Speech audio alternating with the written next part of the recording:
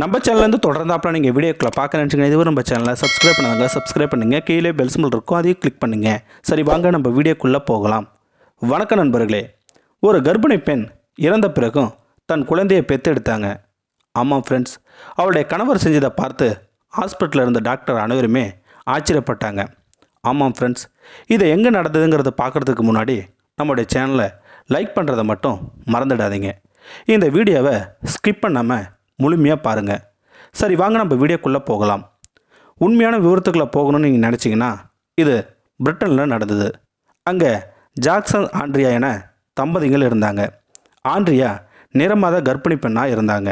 ஜாக்சனுக்கும் ஆண்ட்ரியாவுக்கும் ஏற்கனவே ஒரு மகன் இருந்தான். அவன் பேர் எட்வர்ட். அவன் எப்பயுமே தன்னோட அம்மா கிட்ட எனக்கு ஒரு பாப்பா வேணும்னு அழுதுகிட்டே இருப்பானான், அடம் பிடிச்சிக்கிட்டு இருப்பான். அதே போல் ஆண்ட்ரியாவும் கர்ப்பஸ்திரியாகவே இருந்தா. 5 மாத கர்ப்பிணி பெண்ணாக இருந்த ஆண்ட்ரியா தன்னுடைய மகன்கிட்ட சொன்னான், நீ ஆசைப்பட்டது போலவே உனக்கு ஒரு பாப்பா வரப்போகிறாங்கன்னு சொன்னாங்க ஆண்ட்ரியா. ஏன்னா ஸ்கேன் ரிப்போர்ட்டில் பெண் குழந்தைன்னு சொன்னாங்க. அதனால் நம்பிக்கையாக சொன்னான் ஆண்ட்ரியா. ஆண்ட்ரியா எப்பயுமே இரவில் தூங்குகிற டைமில் ஆண்ட்ரியா வைத்துக்கிட்ட தன்னுடைய மகனும் கணவரும் காதை வச்சு கேட்பாங்களாம். பாப்பா என்ன வித சத்தம் கொடுக்குறாங்கன்னு கேட்பாங்களாம் இருவரும். இதை வாடிக்கையாகவே இருக்கும். இந்த சந்தோஷத்துடன் ஒரு நாள் எல்லோரும் சேர்ந்து ஷாப்பிங் மாலுக்கு போனாங்க. அன்னைக்கு தான் அவங்க வாழ்க்கையிலே ஒரு சம்பவமும் நடந்ததுங்க. அது என்னன்னு பார்த்தீங்கன்னா, ஆண்ட்ரியாவுக்கு திடீர்னு வயிறு வலிக்க ஆரம்பிச்சது. தன்னுடைய மகள் இந்த பூமிக்கு வரப்போகிறாங்கன்னு ரொம்ப ஆசைப்பட்டார். உடனே பக்கத்தில் இருக்கிற ஹாஸ்பிட்டலுக்கு அழைச்சிக்கிட்டு போனாங்க. டாக்டர்ஸ் எல்லாருமே அவங்கள பரிசோதனை பண்ணாங்க. பண்ணதுமே டாக்டர்ஸ் எல்லோரும் தானாகவே அதிகப்படியாக வலி வரட்டும்னு வெயிட் பண்ணாங்க டாக்டர்ஸ். உடனே வலியும் வந்தது. ஆனால் ஆண்ட்ரியா உடல்நலம் குன்றி சோர்வாகவே இருந்தாங்க. ஏன் இப்படி இருக்காங்கன்னு ஒருவித டெஸ்ட்டும் எடுத்தாங்க டாக்டர்ஸ்.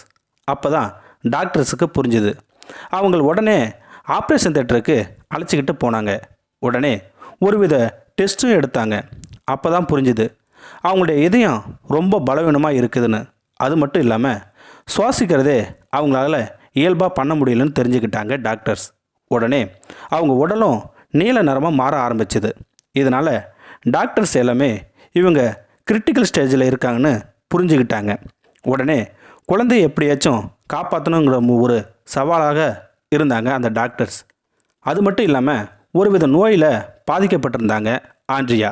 அப்போ தான் டாக்டர்ஸும் புரிஞ்சுக்கிட்டாங்க. உடனே கணவர்கிட்ட வந்து இந்த மாதிரி சூழ்நிலை இருக்காங்கன்னு சொன்னாங்க. உடனே கணவர் என்னோட மனைவியும் என் குழந்தையும் எப்படியாச்சும் காப்பாற்றுன்னு சொன்னார். உடனே டாக்டர் இன்னும் ஒரு வித டெஸ்ட்டும் எடுத்தாங்க. ஆனால் அதில் தான் கடவுள் ஒரு ஆச்சரியத்தையும் கொடுத்தாரு. என்னன்னா, அந்த பெண் குழந்தை நல்ல விதமாக இருக்குன்னு கணவர்கிட்ட சொன்னாங்க. குழந்தையை எப்படியாச்சும் காப்பாற்றிடலான்னு டாக்டர்ஸ் எல்லோரும் சேர்ந்து சொன்னாங்க. ஆனால் உங்களுடைய மனைவி தான் நிலைமை சொல்ல முடியாதுன்னு சொன்னாங்க டாக்டர்ஸ். உடனே ஆண்ட்ரியாவோட கணவர் கடவுள்கிட்ட வேண்ட ஆரம்பித்தார். இந்த சம்பவம் இணையதளத்தில் அதிகமாக பரவவும் ஆரம்பிச்சது, வைரலாகவும் போச்சு. இணையவாசிகள் எல்லோரும் அவங்களுக்கு கடவுள்கிட்ட வேண்டிக்கிறோம்னு கமாண்டும் வந்தது. அப்போ தான் ஜாக்சன் தன்னுடைய குடும்பத்துக்கிட்டேயும் ஆண்ட்ரியா குடும்பத்துக்கிட்டேயும் சொன்னார். எல்லோருமே ஹாஸ்பிட்டலுக்கு வந்தாங்க. ஜாக்சன் மட்டும் அங்கிட்டும் இங்கிட்டும் குட்டி போட்ட பூனை மாதிரி நடந்துக்கிட்டே சோகமாக கடவுள்கிட்ட வேண்டிக்கிட்டே இருந்தார். ஆண்ட்ரியா, நம்முடைய வாழ்க்கையில் நீ எவ்வளோ முக்கியம், அப்படி இருக்கிறப்போ என்னை விட்டுட்டு போக போறியா அப்படின்னு அழுதுகிட்டே இருந்தார் ஜாக்சன். இன்னொரு பக்கம் ஆண்ட்ரியாவோட நிலைமை இன்னும் மோசமாக இருந்துக்கிட்டே இருக்குது. அப்படி இருக்க குழந்தைய சிசேரியன் பண்ணி எடுத்தாங்க. அப்போது அவங்களுக்கு 3 பாக்கெட் ரத்தம் ஏற்றிக்கிட்டே இருந்தாங்க. ஆனாலும் குழந்தை நல்லபடியாக இருக்குன்னு சொன்னாங்க டாக்டர்ஸ். அதை கேட்ட கணவர் ஒருவித சந்தோஷமும் பட்டாலும் தன்னோட மனைவி நிலைமை நினச்சி அழுதுகிட்டே இருந்தார். ஒரு பக்கம் டாக்டர்ஸ் எல்லோரும் ஆண்ட்ரியாவோட நிலைமை பார்க்குறப்போ இறக்குற நிலைமைக்கு வந்துட்டாங்க. அப்போ தான் தன்னுடைய உறவினரான நண்பருக்கு இந்த செய்தி தெரிஞ்சது. அவரு கூட ஒருவித டாக்டர்ஸ் தான். அவரும் அந்த டாக்டர்கிட்ட ஆண்ட்ரியாவோட ரிப்போர்ட் அனைத்தையும் கேட்டு தெரிஞ்சுக்கிட்டாரு. அப்போ தான் அவருக்கு தெரிஞ்சது ஆண்ட்ரியா உயிரோடு இருக்க மாட்டாங்கன்னு. டாக்டர்ஸ் ஏன் இவங்களுக்கு நிலைமை இப்படி இருக்குன்னு யோசிக்கும்போது நாம் எதுவாச்சும் தவறு செஞ்சிட்டோமோன்னு பார்க்கும்போது தான் அப்போ தான் தெரிஞ்சுது அவங்களுக்கு. சிசேரியன் பண்ணும் பொழுது ஒருவித நரம்பு சேர்க்கறதுங்கிறது எவ்வளோ கஷ்டங்கிறது ஆண்ட்ரியாவுக்கு அதனால தான் இரத்தப்போக்கு அதிகமாக போயிட்டுருக்குன்னு புரிஞ்சுக்கிட்டாங்க டாக்டர்ஸ். அப்போ தான் அவங்களுக்கும் புரிஞ்சுது கார்டியோ வாஸ்குலர் சிஸ்டமும் ரொம்ப பலவீனமாக இருக்குன்னு புரிஞ்சுக்கிட்டாங்க. இதயத்தில் வரும் ரத்தம் ரொம்ப கம்மியாக இருக்குன்னு புரிஞ்சுக்கிட்டாங்க. அவங்களுடைய கணவர் தன் மகள் பிறந்த ஃபோட்டோவை எடுத்துக்கிட்டு, ஆண்ட்ரியா, நம்ம மக மாதிரியே நம்ம மகளும் அழகாக இருக்காங்க. நீ இல்லாமல் எப்படி நான் பார்க்க போகிறேன்? ஒரு தடவை நம்மளுடைய புள்ள ஃபோட்டோவை பாருன்னு சொன்னார். அப்போ தான் ஒரு சம்பவமும் நடந்தது. கடவுள் எப்பயுமே எல்லோருமே சோதிப்பாருங்கிறது நான் புரிஞ்சுக்கிட்டேன். உடனே ஆண்ட்ரியா கண்ணை திறந்து பார்த்தாங்க. அவங்களுடைய சுவாசமும் இயற்கையாகவே சுவாசிக்க ஆரம்பித்தாங்க.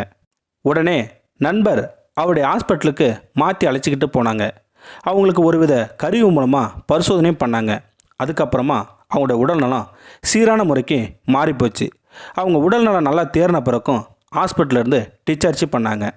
தன்னுடைய மகளும் மனைவியும் மகன் எல்லோரும் சந்தோஷம் வீட்டுக்கு போனாங்க, கடவுள்கிட்ட வேண்டிக்கிட்டே.